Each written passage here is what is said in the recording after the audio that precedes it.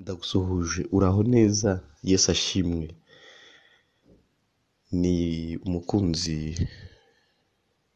w'ubutumwa bwiza bwa Yesu Kristo Nshimiyimana Emile ni gusuhuza. Ndagusuhuje rero nawe mukunzi w'ibiganiro byacu nyine by'ubutumwa bwiza, ndakwifuriza kugubwa neza mu bihe byose, mu bihe nk'ibi, mu bihe birimo ibiteye ubwoba by'uburyo butari bumwe, mu bihe birimo intambara zitandukanye, zaba ari izo urwana nazo ku giti cyawe, zaba ari izo wumva hirya no hino ku isi, mu bihe birimo indwara z'ibyorezo, indwara z'inzaduka zaduka buri gihe, mu bihe bigoye, mu bihe nk'ibi, mu bihe bigana ku iherezo ry'ibihe, mu bihe abenshi barangaye, nanone barangajwe n'iterambere, barangajwe n'ibihendo by'isi, mu bihe ubwenge bugwira, ariko ubwenge nyine bw'isi nanone, ndakwifuriza kugubwa neza, ariko ndanakwifuriza kuba maso mu bihe nk'ibi. Agafoto ureba ni agafoto kariho umuntu uvugwa mu bakire bo mu by'isi witwa Bill Gates, ariko bivugwa ko mu gihe cyashize yanakoze divorce cyangwa se yatandukanye n'umugore we, nabyo bikagaragaza nyine ko kuba waba umukire mu by'isi nanone bitaba bivuze ko ari wowe koko umukire mu kubaho neza, kuko ntiwabaho neza cyangwa ntiwavuga ko uriho neza wenda n'urugo rwanze, uri gutandukana n'uwo mwashakanye, nabyo ntabwo umuntu yabyita kubaho neza.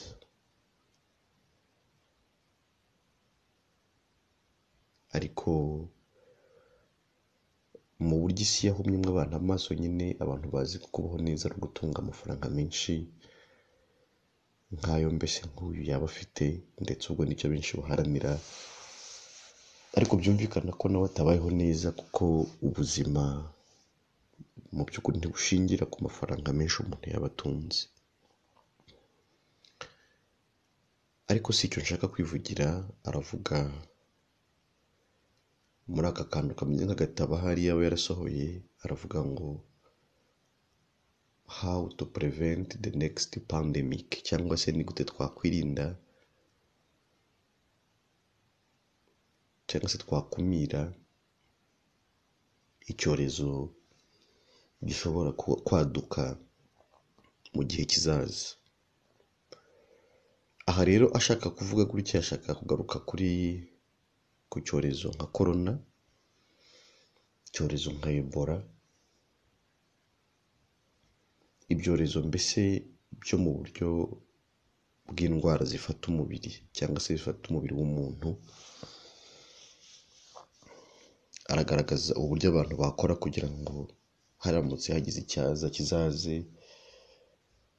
bari maso babashe kukirwanya. Ariko ibyo simbirwanije cyane, kuko ni ubwenge nyine bw'isi, ni siyanse, ariko byatumye ntekereza ko hariho icyorezo gikomeye abantu bakwiriye kwirinda hakiri kare, nk'uko iri jambo ribitubwira riri muri Malaki 3:19-20:21, haravuga ngo dore hazaza umunsi utwika nk'itanura ry'umuriro, abibone bose n'inkozi z'ibibi zose bazaba ibishingwe, maze habe umunsi uzabatwika bashire, ni ko Uwiteka Nyiringabo avuga, ntuzabasigira umuzi cyangwa ishami. Ariko mwebweho abubaha izina ryanjye, izuba ryo gukiranuka rizabarasira rifite gukiza mu mababa yaryo, maze muzasohoka mukinagire nk'inyana zo mu kiraro, kandi muzaribatira abanyabyaha hasi, bazaba ivu munsi y'ibirenge byanyu ku munsi nzabikoreraho, niko Uwiteka Nyiringabo avuga. Natekereje rero ngo uwo munsi ni umunsi ukomeye, uwo munsi ni umunsi wo gutinywa, uwo munsi ni umunsi uteye ubwoba. Natekereje ngo ese uwo munsi ni uwuhe? Ni umunsi ukomeye cyane wo kurimbuka kw'abanyabyaha, ni umunsi udasanzwe, umunsi uteye ubwoba. Navuze nti biragatsindwa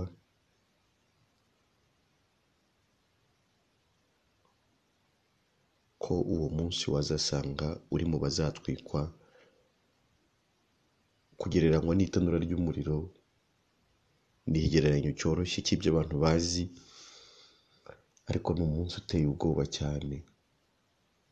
Ese uri gukora iki wowe kugira ngo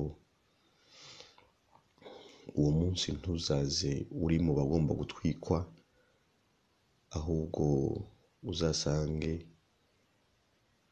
uri muri bariya bubaha izina ry'Uwiteka, ari izuba ryo gukiranuka rizarasira rifite gukiza mu mababa yaryo. Abo ngabo bazaba barasiwe n'izuba ryo gukiranuka bazasohoka bakinagire nk'inyana zo mu kiraro. Ndakwifuriza kuzaba muri abo, sinkwifuriza kuzaba mu bazashya, ariko se bisaba iki kugira ngo ntuzabe mu bazashya? Birasaba ko uyu munsi urekeraho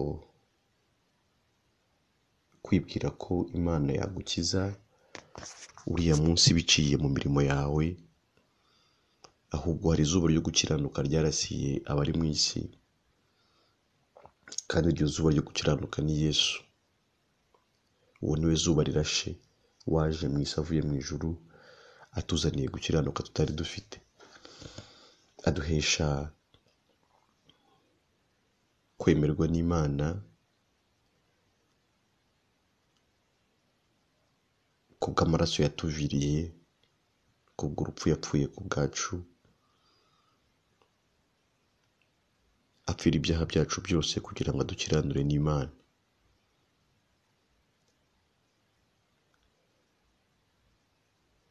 Ese waba warahaye agaciro urwo rupfu rwe? Ese waba waramenye ko ari we yazize? Ese waba waramenye ko ibyaha byawe byose ari byo yazize? Kugira ngo umwizere uyu munsi, noneho ubeho nta rubanza ugifitanye n'Imana, ubeho uri mu bo yacunguye, ubeho uri mu batazarimbuka, ubeho uri umuragwa w'ijuru, ubikesha Yesu. Icyo ni cyo cyonyine cyakurinda kuzashya, nicyo cyonyine cyakurinda uriya munsi wirangazwa n'iby'isi ikoresha mu kurangaza abantu, ahubwo nawe izere kugira ngo ubeho warababariwe, ubeho waremewe, ubeho waratsindishirijwe, ubeho utunganiye Imana ku bwa Yesu, ujye mu mubare w'abatazarimbuka, ubeho uzi neza ko uri umuragwa w'ubugingo buhoraho. Icyo ni cyo nkwifuriza, nicyo nifuriza abari mu isi bose. Icyo cyorezo kiruta ibindi byorezo byose, icyo cyago kiruta ibindi byago byose, ariko n'ayo mahirwe yo kurokoka icyo cyago aruta andi mahirwe yose umuntu yatekereza. Ndabakunda, ni nayo mpamvu mbagezaho iri jambo ry'ubutumwa bwiza. Ndabifuriza rero amahoro ava ku Mana, agenewe abizera bose. Ndabifuriza kugubwa neza muri Kristo Yesu,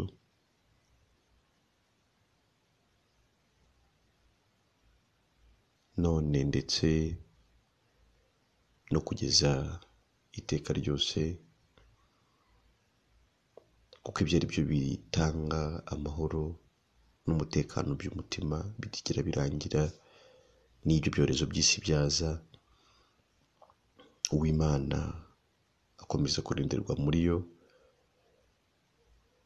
Nta bwoba bwa none, nta bwoba bw'ejo, nta bwoba bw'ibiriho, nta bwoba bw'ibizaza. Imana ikomeze kurinda imitima y'abizera Yesu Kristo none iteka ryose. Amen.